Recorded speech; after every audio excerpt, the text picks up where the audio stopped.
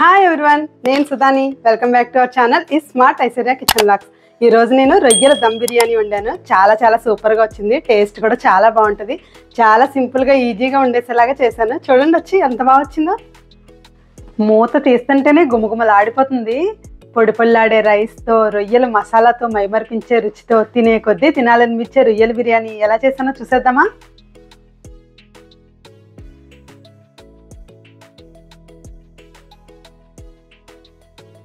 రొయ్యల బిర్యానీకి నేను పెద్ద రొయ్యలు అంటే టైగర్ ప్రాన్స్ అంటారు కదా, అవి 1 కేజీ తీసుకున్నాను. ఇలా పెద్దవైతే బిర్యానీకి చాలా బాగుంటాయి. వీటిని ఉప్పు నీళ్ళు వేసి ఒక 15 నిమిషాలు నానబెట్టి 4-5 సార్లు బాగా కడిగాను.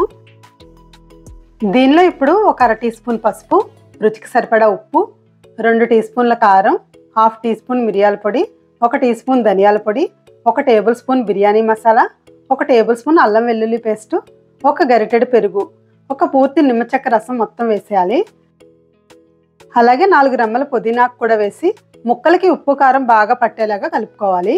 ఇలా కలిపిన రొయ్యల్ని 1 గంట పాటు మూత పెట్టి బయటే ఉంచి నాననివ్వాలి. ఫ్రిడ్జ్లో పెట్టనవసరం లేదు. ఇప్పుడు రైస్ వండుకోవడానికి ఒక బౌల్లోకి 3 గ్లాసులు బాస్మతి రైస్ తీసుకుంటున్నాను. అంటే 750 గ్రాములు, 1/2 కేజీ రైస్ మాట. 1 కేజీ రొయ్యలకి 1 కేజీ రైస్ కూడా తీసుకోవచ్చు. కానీ ముద్దకి రొయ్యలు రావాలంటే 1/2 కేజీ తీసుకుంటే సరిపోతుంది. వీటిని 2-3 సార్లు బాగా కడిగి నీళ్లు పోసి ఒక 20 నిమిషాలు నాననివ్వాలి.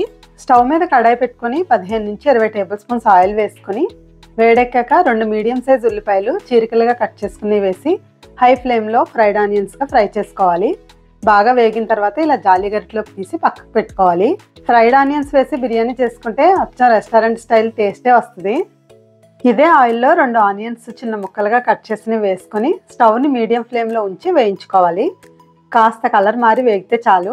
ఇప్పుడు దీనిలో మ్యారినేట్ చేసి పెట్టుకున్న రొయ్యలు వేసి ఆయిల్లో అంతా బాగా కలిసేలాగా కలుపుకొని ఫ్లేమ్ని హైలో పెట్టి మూత పెట్టి ఉడుకు రానివ్వాలి. ఆయిల్ ఎక్కువగా అనిపిస్తే ముందే కాస్త తీసేయాలి. ఇప్పుడు ఉడకడం స్టార్ట్ అయింది కదా, ఫ్లేమ్ని మీడియంలో పెట్టుకొని ఒకసారి కలుపుకొని 15 నిమిషాలు ఉడికించుకోవాలి. మధ్యలో 1-2 సార్లు కలుపుకోవాలి. కూర ఉడికేలోపు రైస్ ప్రిపేర్ చేసుకోవడానికి స్టవ్ మీద బిర్యానీ కడాయి పెట్టుకొని 3 టేబుల్ స్పూన్స్ నెయ్యి వేసుకోవాలి. అలాగే 2 టేబుల్ స్పూన్స్ ఆయిల్ కూడా వేసుకోవాలి. వేడెక్కాక స్టవ్ని సిమ్లో పెట్టుకొని 1 టేబుల్ స్పూన్ షాజీరా అలాగే హోల్ గ్రెయిన్ మసాలాలన్నీ వేసి ఒక్కసారి వేయించుకోవాలి. ఇవి వేగగానే 1 పెద్ద ఉల్లిపాయ చీరికలు, 1 10 పచ్చిమిర్చి చీరికలుగా కట్ చేసుకునే వేసి కాస్త వేయించుకోవాలి. ఆనియన్స్ బాగా గోల్డెన్ బ్రౌన్లో వేగనవసరం లేదు, ఎందుకంటే మనం ఫ్రైడ్ ఆనియన్స్ కూడా వేస్తాం కదా. ఇప్పుడు ఇందులో 2 టీ స్పూన్స్ అల్లం వెల్లుల్లి పేస్ట్ వేసి పచ్చివాసన పోయే వరకు వేయించాలి. అల్లం పేస్ట్ కూడా వేగాక 1 గుప్పెడు పుదీనాకులు వేసి ఒకసారి వేయించి 1 టేబుల్ స్పూన్ బిర్యానీ మసాలా వేసి ఒకసారి కలిపి ఈ గ్లాస్తో 3 గ్లాసులు రైస్ తీసుకున్నాం కదా, 1 గ్లాసు రైస్కి 1.5 గ్లాసు నీళ్లు చొప్పున 4.5 గ్లాసులు నీళ్లు వేస్తున్నాను. దీనిలో రుచికి సరిపడా ఉప్పు వేసి ఒకసారి కలిపి మూత పెట్టి ఎసరు మరుగు రానివ్వాలి.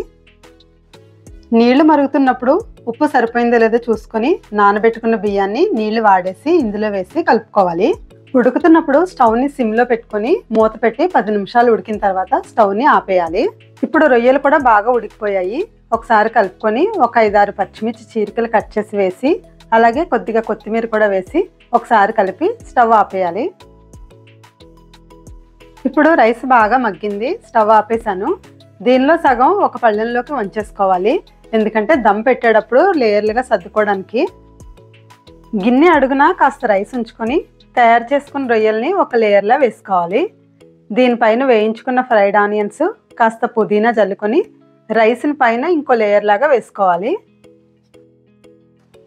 దీని మీద కూడా మిగిలిన రొయ్యలు వేసి సర్దుకొని ఫ్రైడ్ ఆనియన్స్ కూడా వేసి దీనిపైన మిగిలిన రైస్ అంతా వేసేసి సర్దుకోవాలి.